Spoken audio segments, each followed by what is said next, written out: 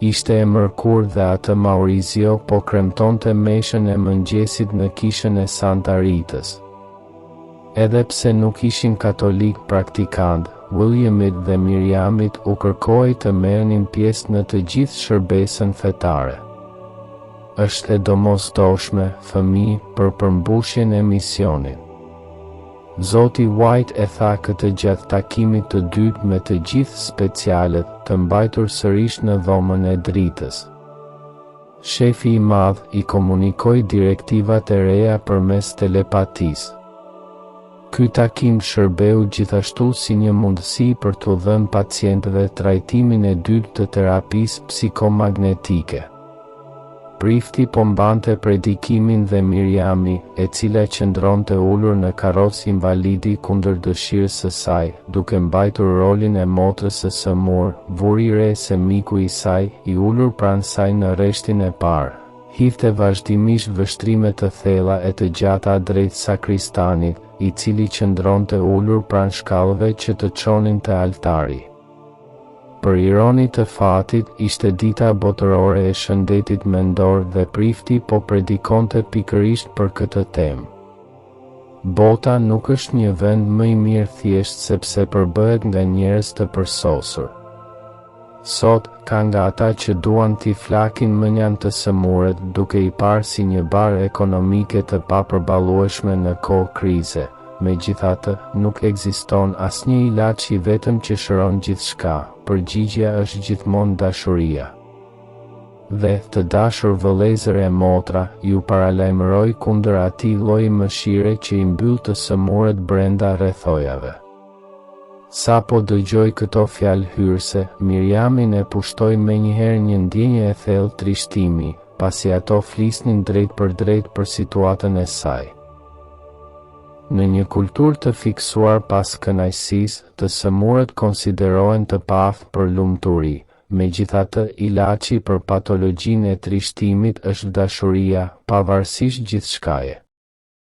Konsiderohet e preferueshme që këta njerëz të mbahen mënjan, ndoshta në një mjedis të izoluar e të zbukuruar, ose brenda kufive të mëshirës dhe thjesht të asistencës sociale, në mënyrë që të mos prishin ritmin e një mirëqenieje sipërfaqësore.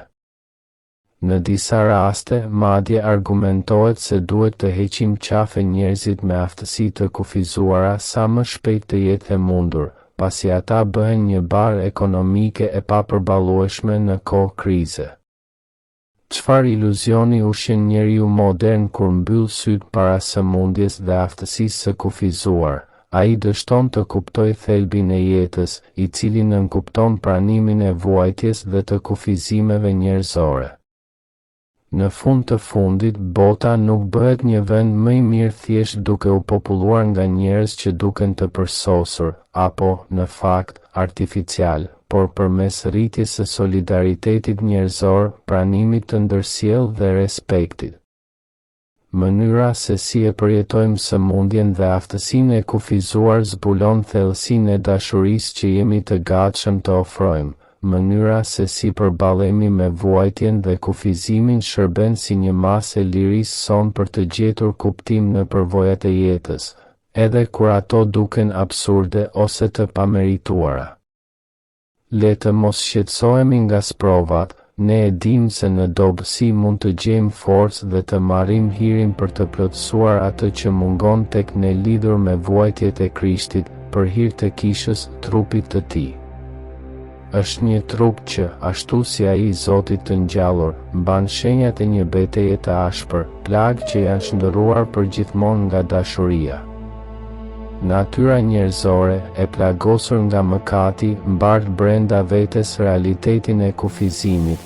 Ne jemi plotësisht të vetëdijshëm për kundërshtimin që ngrihet, veçanërisht në ditët e sotme, kundër një jete të shënjuar nga kufizime të rënda fizike. Si pasojë, supozohet se një person i sëmur ose me aftësi të kufizuara nuk mund të jetë i lumtur, sepse nuk është në gjendje të arrijë stilin e jetesës të diktuar nga kultura e kënaqësisë dhe e argëtimit. Megjithatë, vuajtja fizike nuk është e vetmja lloj vuajtjeje. Sot, një nga vuajtjet më të zakonshme është ajo që prek shpirtin. Është një vuajtje që e prek shpirtin dhe e trishton atë, sepse është e privuar nga dashuria. Kur përjetojmë zhgënjim ose tradhti në marrëdhënie të rëndësishme, e gjejmë veten të cenueshëm, të dobët dhe të pambrojtur. Si pasojë, tundimi për të mbyllur në vetvete bëhet shumë i fortë dhe njeriu rrezikon të humbas mundësinë më të madhe të jetës, të dojë pavarësisht gjithçkaje. Një qëndrim cinik mund të pushtoj gjithashtu shpirtin ton, sikur gjithçka të mund të zgjidhej thjesht duke duruar ose duke u mbështetur vetëm te forcat e veta. Në realitet, herët avon, të gjithë jemi të thirrur të përballemi, e ndonjëherë edhe të përplasemi, me bristësitë dhe sëmundjet tona, si dhe me ato të tjerëve. Dhe sa forma të ndryshme mund të marrin këto përvoja, kaq tipike dhe dramatikisht njerëzore. Në çdo rast, ato e shtrojnë çështjen e kuptimit të ekzistencës me më shumë mbretësi dhe urgjencë.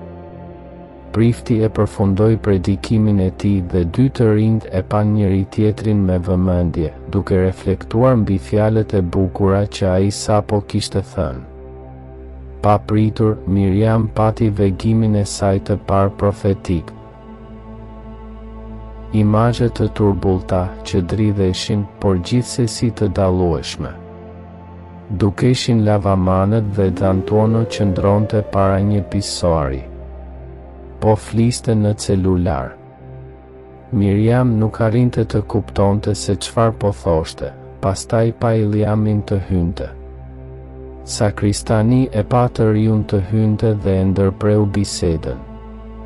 Shkoi të lante duart, pastaj u kthye dhe pa Iliamin të dilte nga tualeti e të ecte drejt tij për ta përqafuar dhe puthur me pasion. "Çfarë ke, Miriam? Duket sikur je në gjendje transi."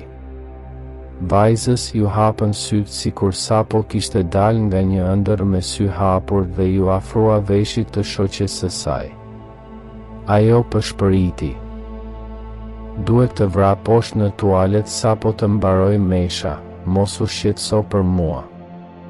Mbyllu brenda, sepse burri ynë do të hyjë atje për të urinuar.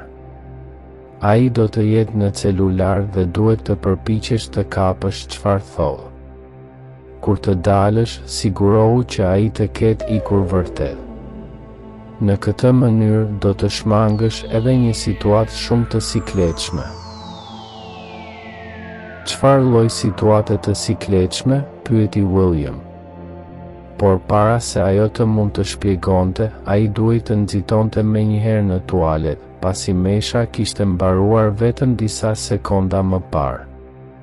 Ndërkohë, zoti White, i cili e kishte ndjerë situatën dhe rrezikun që po shpalosej, e nxiti të riun të ishte jashtëzakonisht i kujdesshëm. "Jam unë. Natën pas nesër, në Piazzale Loreto, në rregull? Por a nuk do të jemi shumë të ekspozuar atje, në Piazzale Loreto?" D'Antuono u përgjigj në telefonin e tij. "Sigurisht, por je idiot. Nuk duhet ta përsërisësh vendodhjen si papagall. Dikush mund të dëgjojë. Mos u shqetëso, do t'i dërgoj detajet në adresën e zakonshme të emailit." Iliam arriti ta kapte vendodhjen dhe kështu bëri edhe zë White nëpërmjet kufjes. I riu priti që sakristani të dilte nga tualeti, pastaj u kthye te Miriami dhe pyeti me zë të ulët. "Pra, më thuaj, nga cila situatë e pakëndshme më shpëtove?" "Asgjë, William, do të ta tregoj një ditë tjetër." Zë White e kishte kuptuar në mënyrë të përsosur situatën e sikletshme nga e cila e kishte kursyer i riu, megjithatë ai reflektoi, me një dozë melankolie, se herët avon do t'i duhej të përballej me obsesionet dashurore të D'Antuonos.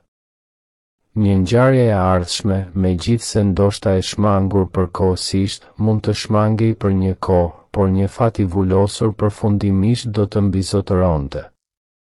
Dhe shefi i madh duhet të mbetej vazhdimisht vigjilent, i gatshëm të ndërhynte menjëherë dhe të parandalonte dëme të rënda anësore.